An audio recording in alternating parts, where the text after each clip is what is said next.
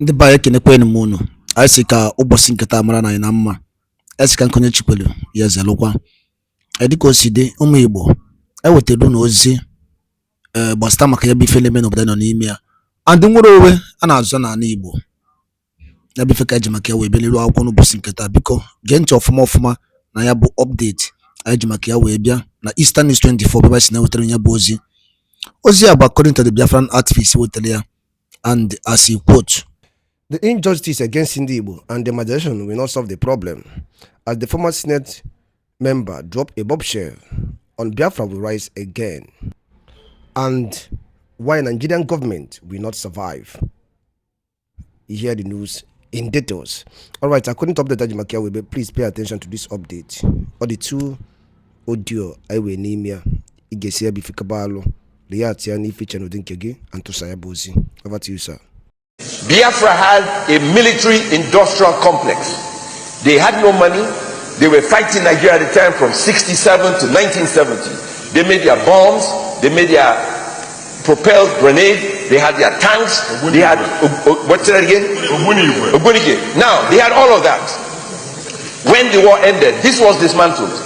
I was a kid, I went to the vice president of Nigeria, Vice Admiral. I said, why did you disband the military industrial complex of Biafra? We could have been integrated into Nigeria, and by now we could have had the nuclear bomb. And he said to me, the reason was they felt Biafra would rise again. And so as a child, I went to Uli Airstrip, and I saw Uli Airstrip had every 10 meters they dug a hole because they did not want the planes to land in Uli. And I saw the governor the other day, and he said till today they cannot surface that road properly because of the damage caused by Nigerian forces, because they felt Biafra would rise one day. We are the cause of our problem. We had, no, you won't. We are the cause of our problem. Biafra had a military industrial complex, and it was developed out of necessity.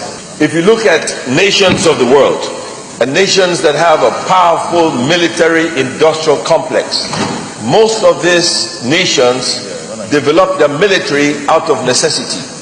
Israel, after the state was set up after the Second World War in 1947, I think, they felt encircled by the Arabs, and they felt they needed a military industrial complex to survive as a nation. South Africa, they felt encircled and they needed to fight and protect the white minority government in South Africa. So they had to develop a military industrial complex.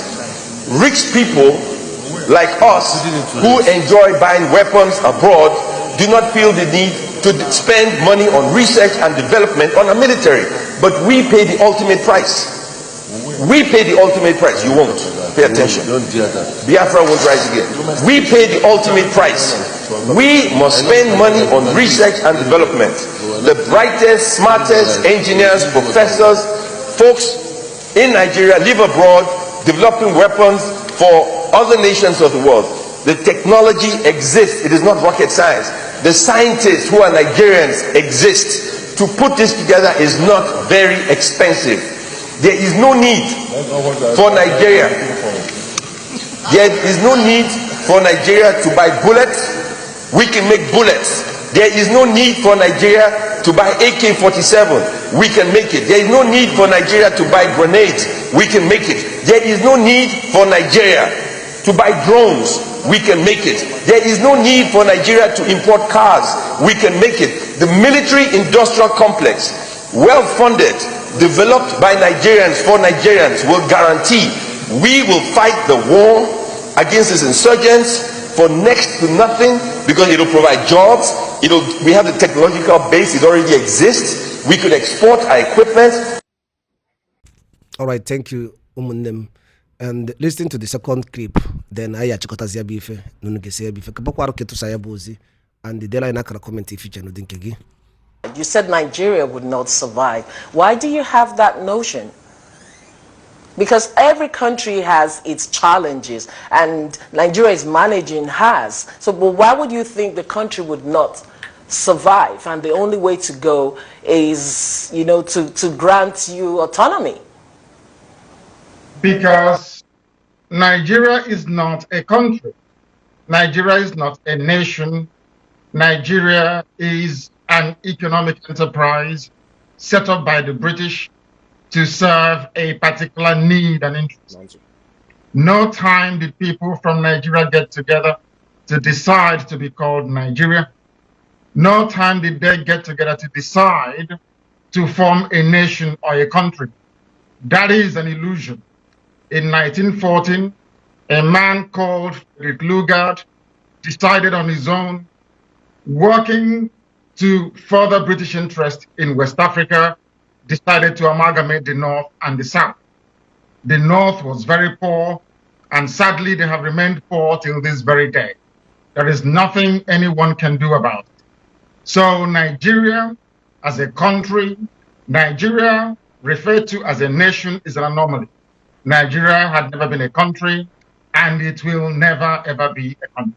What we are asking for is a recognition of our way of life and existence before the advent of the white man, and that is something we are determined to accomplish, regardless of the obstacle, in terms of sacrifice, both human and material. Everything will be committed into accomplishing this one divine feat, and Biafra must and will be restored, I assure you. Away from Nigeria's history, your survival of the Operation Python dance seems to be shrouded in mystery. A lot of people wondered how you were able to escape out of Nigeria, despite the staccato of bullets and, of course, the carnage that followed it. How were you able to escape? I was evacuated. I think the word escape is exaggerated. The military operation in my house was illegal. It was a state-sanctioned attempt to assassinate me and assassinate the rest of my family along with some of my men. 28 people died in that very horrific attempt to try to take my life away from me extrajudicially, I hasten to add.